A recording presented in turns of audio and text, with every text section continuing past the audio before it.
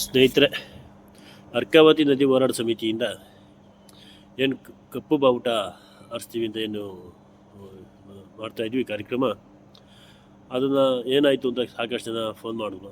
ಹೇಗೆ ಆರಿಸೋದು ಹೇಗೆ ಅಂತ ಅದಕ್ಕೆ ಅಧಿಕೃತವಾಗಿ ವಿಡಿಯೋ ಮಾಡಿ ತಮ್ಮೆಲ್ಲರಿಗೂ ತಿಳಿಸ್ತಾ ಇದ್ದೀವಿ.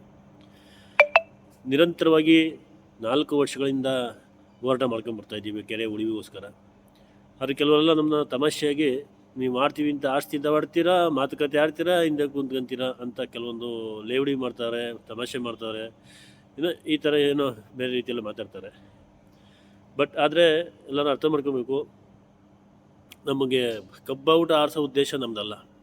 ನಮ್ಮ ಮೂಲಭೂತ ಹಕ್ಕುಗಳು ಪಡೆಯೋದು ನಮ್ಮ ಉದ್ದೇಶ ಆಗಿರ್ತಿದೆ.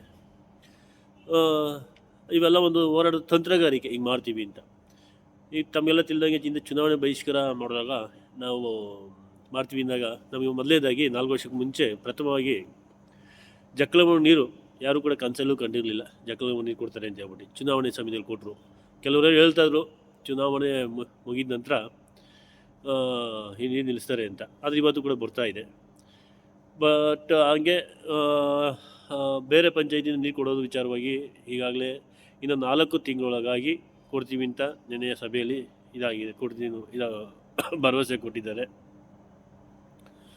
ಅದು ಭರವಸೆ ಯಾಕೆ ವಾಪಸ್ ತಂದಿರೋದು, ಕೆಲವು ನಮ್ಮ ಸ್ನೇಹಿತರು, ನಮ್ಮ ಜೊತೆಗಾರ ಹೋರಾಟಗಾರರು, ನಮ್ಮ ಸ್ನೇಹಿತರುಗಳೇ ಇದೊಂದು ಧಾರಾವಾಹಿ ಎಪಿಸೋಡು ಈ ರೀತಿಯಾಗಿ ಎಲ್ಲ ಕಮೆಂಟ್ ಮಾಡಿ ಮಾತಾಡಿದ್ದಾರೆ. ಬಟ್ ಅವರ ಆಕ್ರೋಶ ನಮಗೆ ಅರ್ಥ ಆಗ್ತೈತೆ. ಆದರೆ ನಾವು ಭಾರತ ದೇಶದ ಸಂವಿಧಾನಕ್ಕೆ ಬೆಲೆ ಕೊಡಬೇಕು.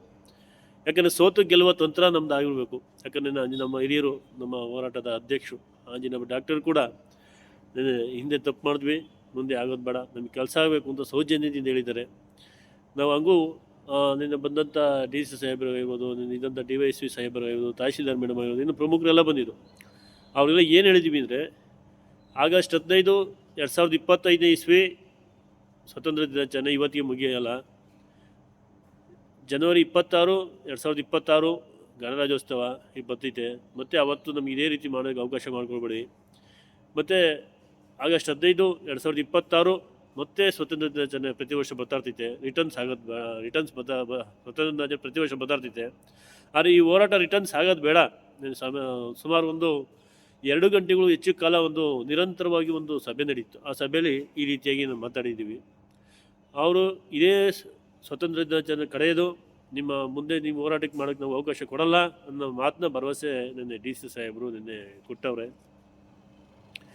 ಯಾಕಂತ ಹೇಳಿದ್ರೆ ಸ್ವತಂತ್ರ ಭಾರತದಲ್ಲಿ ಸಮಸ್ಯೆಗಳು ಇದೆ, ಇಲ್ಲ ಅಂತ ಹೇಳ್ತಾ ಇಲ್ಲ. ಆದರೆ ಕಪ್ಪಾವುಟ ಆರಿಸೋದು ನಮ್ಮ ಉದ್ದೇಶ ಅಲ್ಲ. ಯಾಕಂದ್ರೆ ನಾವು ಭಾರತ ದೇಶ ಪ್ರಜೆಗಳು. ಇದೊಂದು ಹೋರಾಟದ ತಂತ್ರಗಾರಿಕೆ ಅಂತಂದು ಹೇಳ್ತಾ ಇದ್ದೀವಿ, ಯಾಕೆ ಓಪನ್ ಆಗಿ ಹೇಳ್ತಾ ಇದ್ದೀವಿ. ಆದರೆ ಹಂಗಂತ ಹೇಳ್ಬಿಟ್ಟು ನಾವು ಹಿಂದೆ ಬೀಳ್ತೀವಿ ಅನ್ನೋದಲ್ಲ. ಬಟ್ ಸೋತು ಗೆಲ್ವ ಕೆಲವರು ಎಷ್ಟು ಸರಿ ಸೋಲ್ತೀರಾ, ಎಷ್ಟು ಸರಿ ಗೆಲ್ತೀರಾ, ಏನು ಕತೆ ಅಂತ ನನ್ನ ಕೇಳ್ತಾರೆ. ಅವ್ರ ಆಕ್ರೋಶ ಕೂಡ ನಮ್ಗೆ ಅರ್ಥ ಆಗ್ತೈತೆ. ಆದರೆ ಮುಂದೊಂದು ದಿನ ಇತಿಹಾಸದಲ್ಲಿ ಇಂಥ ಊರು, ಇಂಥ ತಾಲೂಕಲ್ಲಿ ಕಬ್ಬಾವುಟ ಆಡಿಸಿದ್ರು ಅಂತ ನಮ್ಮ ಊರಿಗೆ ಕೆಟ್ಟ ಹೆಸರು ಬರೋದು ಬೇಡ ಅನ್ನೋದು ನಮ್ಮ ಉದ್ದೇಶ. ಯಾಕಂದರೆ ನಮ್ಮ ಉದ್ದೇಶ ಶುದ್ಧ ನೀರು ಕುಡಿಬೇಕು ಅಂತ ನಿನ್ನೆ ತುಂಬಾ ಸಭೆಯಲ್ಲಿ ಹೇಳಿದ್ದಾರೆ. ಗ್ಯಾರಂಟಿ 100ಕ್ಕೆ 100% ಕೊಡ್ತೀವಿ. ಇನ್ನು 4 ತಿಂಗಳಲ್ಲಿ ಬೇರೆ ಪಂಚಾಯಿತಿ ನೀರು ಅದೊಂದು ಕೆಲಸ 100ಕ್ಕೆ 100% ಆಗ್ತೈತೆ ಅಂತ ಒಂದು ಭರವಸೆ ಕೊಟ್ಟಿದ್ದಾರೆ. ಅದಕ್ಕಾಗೋದಂಥ ಕರ್ತವ್ಯಗಳು ಕೂಡ ರೈಟಿಂಗ್ಗಳು ಏನೇನು ಆಗಿದೆ ಅನ್ನೋದು ಕೂಡ ನಮಗೆ ಕೊಟ್ಟಿದ್ದಾರೆ. ಇನ್ನೂ ವಿಚಾರ ಅಂತ ಹೇಳಿದ್ರೆ ಮಳೆ ಕೊಯ್ಲು ಈಗಾಗಲೇ ಅಟಲ್ ಭೂಜಲ್ ಯೋಜನೆಯಿಂದ 4 ಮನೆಗೆ ಪ್ರಾಯೋಗಿಕವಾಗಿ ನೆರೆದಿದೆ. ದೊಡ್ಡತುಮಕೂರು ಗ್ರಾಮ ಪಂಚಾಯಿತಿಯಲ್ಲಿ 3 ಮನೆಗಳಿಗೆ ಮತ್ತು ಮಜರಾವಸಳಿ ಪಂಚಾಯಿತಿಯಲ್ಲಿ 1 ಮನೆಗಳಿಗೆ ಪ್ರಾಯೋಗಿಕವಾಗಿ ನೆರೆದಿದೆ. ಅದು ಕೂಡ ಮೊನ್ನೆ ನಮ್ಮ ಅಧಿಕಾರಿಯಾದಂಥ ಅಟಲ್ ಭೂಜಲ್ ಅಧಿಕಾರಿಯಾದಂಥ ಮೋಹನ್ ಸರ್ ಮಾತಾಡಿದಾಗ, ಸರ್ ಅದು ಕೂಡ ಕೇಂದ್ರದಲ್ಲಿ ಸರ್ಕಾರದಿಂದ ಫಂಡ್ ಬಂದಿಲ್ಲ, ನಮ್ಮ ಆಫೀಸ್ನ ಇದು ಕೂಡ ಖರ್ಚು ವೆಚ್ಚ ಕೂಡ ಕಷ್ಟ ಆಗ್ತಾಯಿದೆ ಗಾಡಿಗಳದ್ದು. ನಾವು ಅದಕ್ಕೆ ನೀವು ಊರಿಗೆ ನಾವೇ ಬರೋಕ್ಕೆ ಹೋಗಿಲ್ಲ, ಬಂದು ಕೇಳ್ತೀವಿ, ನಾವೇನು ಉತ್ತರ ಕೊಡೋಕ್ಕಾಗಲ್ಲ ಅಂತ ಹೇಳಿದ್ದಾರೆ. ಖಂಡಿತ ಈ ಅಕ್ಟೋಬರ್ ತಿಂಗಳು ಬರ್ತೈತೆ, ಕೆಲಸ ಶುರು ಮಾಡ್ತೀವಿ ಅಂತ ಒಂದು ಭರವಸೆ ಕೊಟ್ಟಿದ್ದಾರೆ.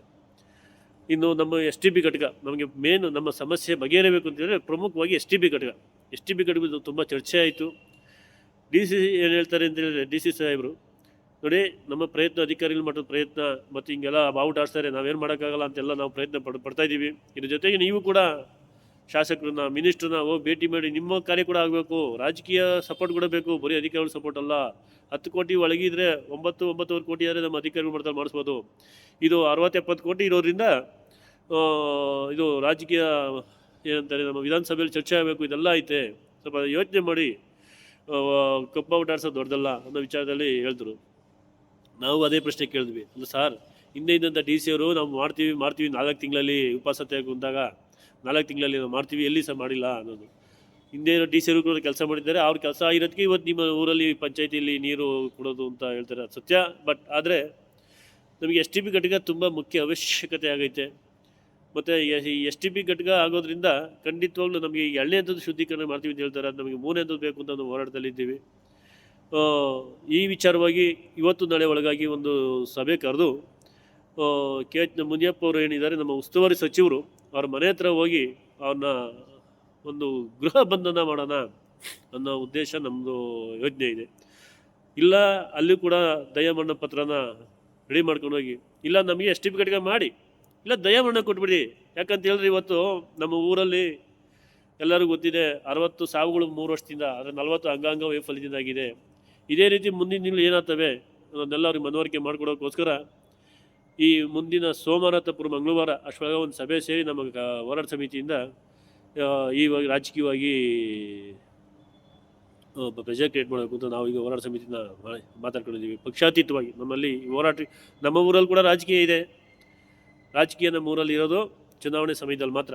ಬಟ್ ನಮ್ಮೂರೊಂದು ಹೋರಾಟಕ್ಕೊಂದು ತುಂಬಾ ಬೆಂಬಲ ಇದೆ, ಯಶಸ್ವಿ ಅಂತಲೇ ಹೇಳೋಕೆ. ನಾವು ಇವತ್ತು ನಮ್ಮ ಹೋರಾಟ ಇವತ್ತು ಒಂದು ನಿಂತೈತೆ, ಒಂದು ಹೇಳಿದ್ರೆ 2 ಪಂಚಾಯತಿಯಿಂದ ದೊಡ್ಡ ತುಮಕೂರು ಹಳ್ಳಿಯಿಂದ ನಾನು ಹೇಳೋಕೆ ಎದೆ ಮುಟ್ಕೊಂಡು ಹೇಳ್ಕೊತೀನಿ. ಬೇರೆ ತಿಳ್ಕೊಂಬಂದು ಬೇರೆ ಪಂಚಾಯತಿರು ಅಂತ ಆದರೆ ಬೇರೆ ಪಂಚಾಯತಿಯಲ್ಲಿ ಬೆಳ್ಳೆಣ್ಣಿಗೆ ಎಷ್ಟು ಜನ ಬಂದರೆ ನಮ್ಮ ಊರಲ್ಲಿ ಪ್ರತಿ ಮನೆಗೂ ಹೋರಾಟ ನಡಿಬೇಕು ಅನ್ನೋದು ನಮ್ಮ ಉದ್ದೇಶ, ನಾವು ದೊಡ್ಡ ತುಮಕೂರಿನಲ್ಲಿ. ಯಾಕಂದರೆ ನಿನ್ನೆ ಆಗಿರೋ ಸಭೆ ಯಾರೋ ಒಬ್ಬ ವ್ಯಕ್ತಿ, ಯಾರೇ ಒಬ್ಬ ಸಂಘಟನೆಗಾರ, ಯಾರೇ ಒಬ್ಬ ಹೋರಾಟಗಾರ ಮುಂದೆ ನಡೆದಿರೋದಲ್ಲ. ಇಡೀ ನಮ್ಮ ಪಂಚಾಯಿತಿಯ ಜನ ಮತ್ತು ಮಜರಾವಸಲಿ ಪಂಚಾಯಿತಿ ಜನಗಳ ಮುಂದೆ ನಡೆದಿರೋ ಸಭೆ. ನಮ್ಮ ಉದ್ದೇಶ ಕೆಲಸ ಗೆಲ್ಲಬೇಕು ಅನ್ನೋದು ಅಷ್ಟೇ, ಬಿಟ್ಟರೆ ಕಪ್ಪು ಬಾವುಟ ಆರಿಸೋ ಉದ್ದೇಶ ನಮ್ಮದಲ್ಲ. ಬಟ್ ಹೋರಾಟ ಮಿತಿ ಮೀರಿದಾಗ ಆ ಕೆಲಸ ಕೂಡ ಆತೈತೆ ಅಂತೇಳಿ ಈ ಮುಖಾಂತರ ಅಧಿಕಾರಿಗಳು ಇಷ್ಟಪಡ್ತೀವಿ. ಈಗ ಎಲ್ಲರೂ ಕೂಡ ಕೆಲವರೆಲ್ಲ ನಾವು ಒಂಥರ ಕಾಂಟ್ಯಾಕ್ಟ್ ಇಲ್ಲದೇ ಇರೋರು ಕೂಡ ಈ ಸರಿ ಬೇರೆ ಕೂಡ ಈ ಸರಿ ನಮ್ಮ ಮನೆ ಮೇಲೆ ಕಪ್ಪು ಬಾವುಟ ಆರಿಸ್ತೀವಿ ಅಂತ ಹೇಳಿ ಕೆಲವರೆಲ್ಲ ಸ್ನೇಹಿತರು ಕೂಡ ಹಿಂಗೆ ಹೇಳ್ತಾವ್ರೆ ಅಂತ ಬೆಳಗ್ಗೆ ಫೋನ್ ಮಾಡಿದರು. ನಮ್ಮ ಹೋರಾಟಕ್ಕೆ ಬೆಲೆ ಕೊಟ್ಟು ನೀವು ಇವತ್ತು ಆರಿಸ್ತೀವಿ ಅಂತ ಬೆಂಬಲ ಕೊಟ್ಟಿದ್ದಕ್ಕೆ ನಾವು ಸಂತೋಷ ಹೇಳ್ತಾ ಇದ್ದೀವಿ. ಅದು ಇವಾಗೂ ಕೇಳ್ತಾ ಇದ್ದೀವಿ, ಮುಂದಿನ ದಿನಗಳಲ್ಲಿ ಆ ಹೋರಾಟ ನಡೆಸೋಣ. ಅದು ಕೈ ಬಿಟ್ಟಿಲ್ಲ ನಾವು. ಅವರು ಕೂಡ ಹೇಳಿರೋದಷ್ಟೇ, ಆಗಲೇ ಹೇಳ್ದಂಗೆ ಆಗಸ್ಟ್ 15, 2025 ಬಿಟ್ಟರು ಜನವರಿ 26, 2026 ಬರ್ತೈತೆ, ಆಗಸ್ಟ್ 15, 2026 ಬರ್ತೈತೆ ಅನ್ನೋ ಉದ್ದೇಶನೇ ನಾವು ಹೇಳಿ ಬಿಟ್ಟಿರೋದು. ಅದರಿಂದ ಯಾವುದೇ ಜನಗಳು ಕೂಡ ಈ ಕಪ್ಪು ಬಾವುಟ ಆರಿಸ್ಬೇಕು ಅಂತ ಅಂದ್ಕೊಂಡಿದ್ದೀರಾ, ದಯಮಾಡಿ ಆ ಕಾರ್ಯಕ್ರಮದಿಂದ ಹಿಂದೆ ಬನ್ನಿ. ನಮ್ಮ ದೇಶಕ್ಕೆ ಗೌರವ ಕೊಡೋಣ, ನಮ್ಮ ಹೋರಾಟ ಗೆಲ್ಲೋಣ. ಗೆದ್ದೇ ಗೆಲ್ತೀವಿ, ನಂಬಿಕೆ ಇರಬೇಕು. ಆದರೆ ಈ ಕಾರ್ಯಕ್ರಮ ಇವತ್ತು ಬಿಟ್ಟಿದ್ದೀವಿ ಅಂತಲ್ಲ, ಬಟ್ ಮುಂದೆ ಕೆಲಸ ಆಗಿಲ್ಲ ಅನ್ನೋದಾದರೆ ಮುಂದೆ ಖಂಡಿತ ಮಾಡೋಣ ಅಂತ ಹೇಳ್ತಾ, ಯಾರೂ ಕೂಡ ತಮ್ಮ ಮನಗಳ ಮೇಲೆ ಕಪ್ಪು ಬಾವುಟ ಆರಿಸ್ಬೇಡಿ ಅಂತ ಈ ಮುಖಾಂತರ ತಮ್ಮಲ್ಲಿ ಕೇಳ್ಕೊಳ್ಳೋದಕ್ಕೆ ಇಷ್ಟಪಡ್ತೀನಿ. बोलो भारत माता की जय, वंदे मातरम।